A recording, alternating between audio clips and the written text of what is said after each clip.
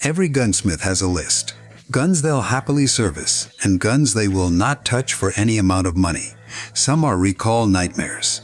Some are cheap zinc frames waiting to snap. One of them is a federal felony just to pick up off the workbench. These are the 9 firearms professional gunsmiths refuse in 2026.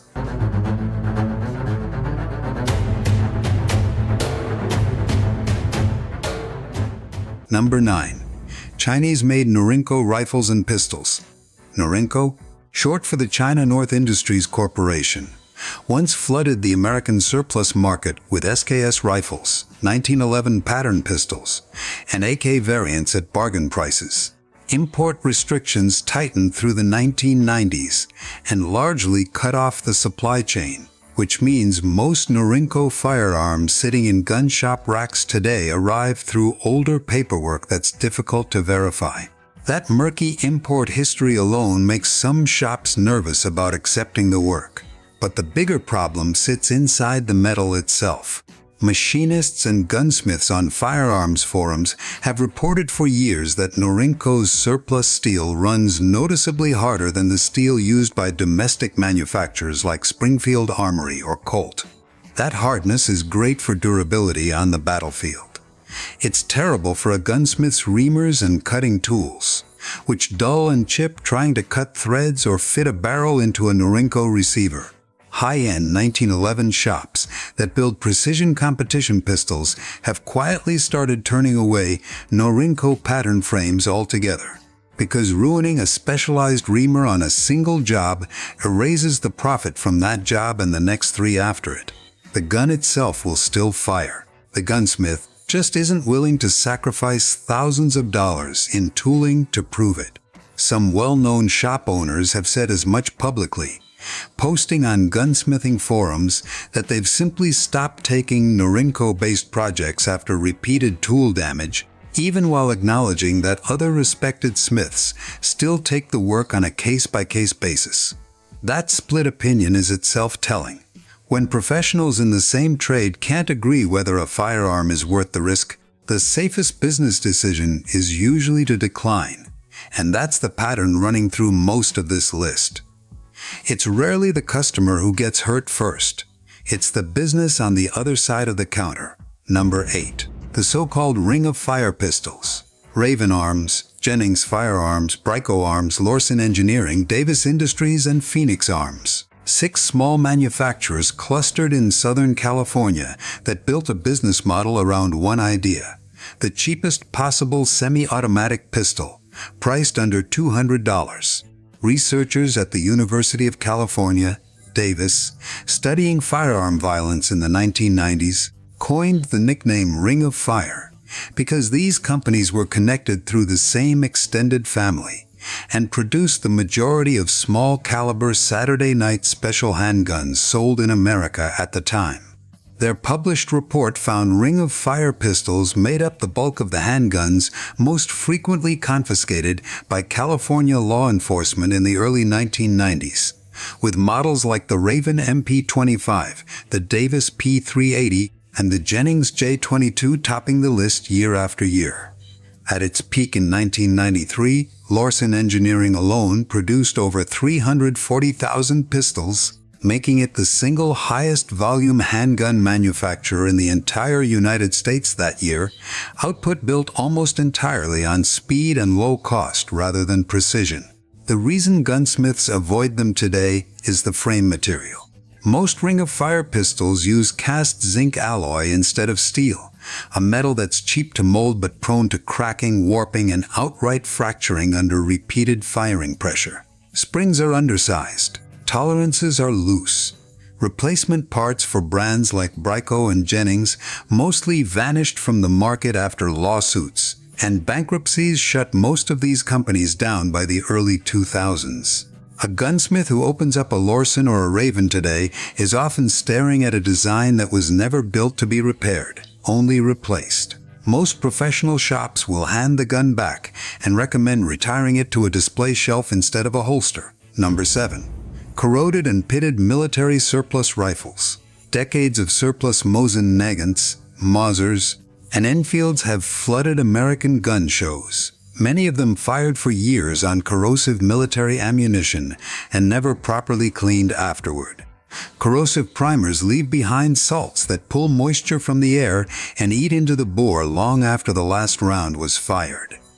Left unchecked, that corrosion turns a smooth barrel into a pitted, weakened tube. A pitted bore alone usually just hurts accuracy.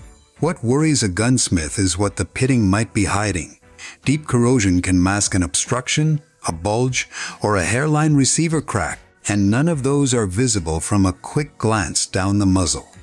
Checking headspace safely requires proper gauges and training, since excessive headspace on an old military action can lead to a case rupture at the exact moment the shooter's face is closest to the action. Collector forums are full of first-hand accounts of gunsmiths finding welded barrels on so-called drill rifles, military training guns that were deliberately altered to be inert, but sometimes get resold without full disclosure, and at least one widely discussed case of an old Enfield rifle failing catastrophically at the range after decades of hidden corrosion went unchecked. Add in the unknown service history of a rifle that may have passed through multiple armories, wars, and decades of storage, and many gunsmiths will refuse to certify an old milsurp rifle as safe without a full teardown that most owners aren't willing to pay for. It isn't that these rifles are automatically dangerous. It's that nobody, including the gunsmith, can prove they're safe without doing more work than the rifle is worth. Number 6. Kimber Series II pistols built around the Swartz firing pin safety. Kimber introduced the Series II line to add a passive firing pin block, similar in purpose to systems used by Colt and Smith & Wesson, but the internal mechanism works differently enough that it has tripped up experienced smiths, who assumed it would behave like a standard 1911. The Swartz system uses a small plunger controlled by the grip safety to physically block the firing pin until the trigger is pulled correctly. Reassemble it wrong, and the pistol can end up with a firing pin that won't move at all, or in rarer cases, a trigger job that unknowingly defeats the safety altogether. On gunsmithing forums like 1911 Forum, professionals have openly discussed declining Series II work specifically because of the Swartz system's reputation, arguing the design isn't worth the liability if something goes wrong during a customer's trigger job or a routine safety inspection. Forum members have pointed out that this is different from the widely used Series 80 firing pin block found on other 1911 pattern pistols, and that treating the Swartz system like a familiar design is exactly how mistakes happen. This isn't a case of a genuinely dangerous firearm sitting on a shelf. It's a case of a well-made pistol with an unusual internal safety that punishes shortcuts. For a working gunsmith whose entire reputation is the business, declining a job on an unfamiliar safety system is often safer than learning the hard way on a paying customer's gun. Number 5. Firearms that have already been through amateur gunsmithing. Every professional in this trade has a name for it, a Bubba job. That's a gun that's been drilled, filed, epoxied, or reshaped by a well-meaning owner with a rotary tool and no formal training. Firearms trade publications have documented years of these disasters, from home trigger jobs that shave critical sear engagement to home-cut barrel threading that leaves a muzzle device barely hanging on. The problem for a professional gunsmith isn't fixing visible damage, it's the damage they can't see. A trigger that's been polished at a kitchen table might look fine and still have shaved metal that changes how the sear releases under pressure. A stock reinforced with epoxy might hide a crack that fails completely under recoil. Reputable shops increasingly ask new customers directly whether a firearm has been previously modified, because taking on a gun with unknown internal changes means taking on liability for someone else's mistake. If a shop can't verify what's actually happening inside the action, many will refuse the job outright rather than attach their name to a repair built on top of an invisible defect. Firearms trade writers have gone as far as warning customers that a bad DIY repair can cost more to reverse than a professional build would have cost in the first place. Number 4. Remington Model 700 rifles equipped with the original Walker trigger. This is where the list moves from inconvenience into documented, decades-long danger. The Walker fire control has been installed in Remington 700 rifles since the 1940s. And for just as long, owners have reported the rifle firing on its own without anyone touching the trigger, often when the safety is released or the bolt is opened or closed. Internal Remington documents uncovered during litigation showed the company's own tests reproduced the defect as early as 1975. The story reached national television when CBS's 60 Minutes interviewed families whose rifles fired unexpectedly, including cases resulting in serious injury and death, and referenced an earlier 1994 verdict that awarded $17 million to a Remington 700 owner who shot himself in the foot when his rifle discharged without a trigger pull. Remington eventually settled a nationwide class action lawsuit covering an estimated 7.5 million rifles across models including the 700, the Model 7, and several older sportsman lines, offering free trigger replacement with the newer X-Mark Pro system. But settlement participation has remained low, and investigations found only a fraction of the recalled rifles were ever brought in for repair, meaning millions of original Walker triggers are almost certainly still sitting in gun safes and hunting closets across the country today. A gunsmith who sees an unmodified Walker trigger on the bench is looking at a documented mechanical defect with a body count attached to it, not a matter of opinion. Number 3. Taurus semi-automatic pistols with a documented drop-fire defect. In 2018, Taurus Holdings settled a federal class action lawsuit covering 9 handgun models after owners alleged the pistols could discharge simply from being dropped, even with the manual safety engaged. The company voluntarily recalled close to 1 million pistols as part of a settlement reported at more than $200 million, while still denying any design defect ever existed. One case tied to the same defect involved a holstered pistol falling to the ground and firing on its own, striking its owner in the thigh with a bullet that ended up lodged in his lung, a case that ultimately produced a $1.25 million jury verdict. A drop-fire defect tied to the trigger moving rearward under impact without anyone touching it. Taurus issued a safety notice rather than a full recall, which plaintiffs argued left too many owners unaware their carry gun could be a hazard. Independent drop tests cited in court filings reportedly showed the pistols firing when jarred or even shaken. Number 2. Any Glock or semi-automatic pistol fitted with a switch or auto-sear.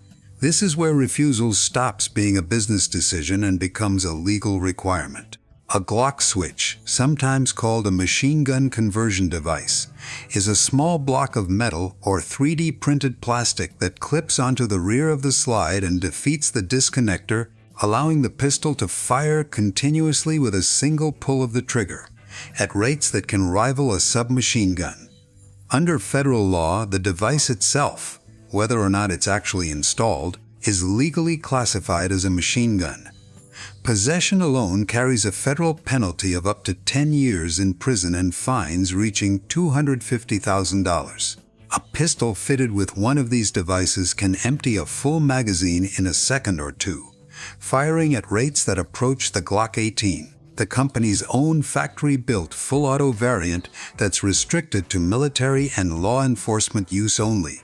Bureau of Alcohol, Tobacco, Firearms, and Explosives data reported in 2026 showed recoveries of these conversion devices surged more than 700% between 2019 and 2023, turning up everywhere from big city crime scenes to small-town gun shop counters.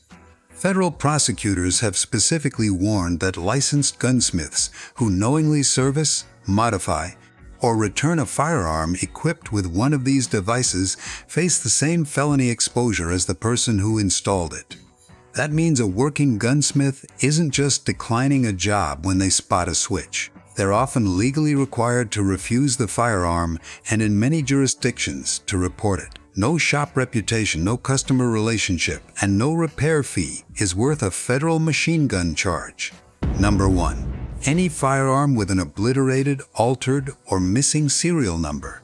This is the one no legitimate gunsmith in America will touch, and it isn't close. Under federal law, specifically Title 18, Section 922, subsection K of the United States Code, it's a federal crime to knowingly possess or transport a firearm with a serial number that's been removed, defaced, or altered, regardless of who did it or when. For a licensed gunsmith, the stakes are even higher than for an ordinary owner.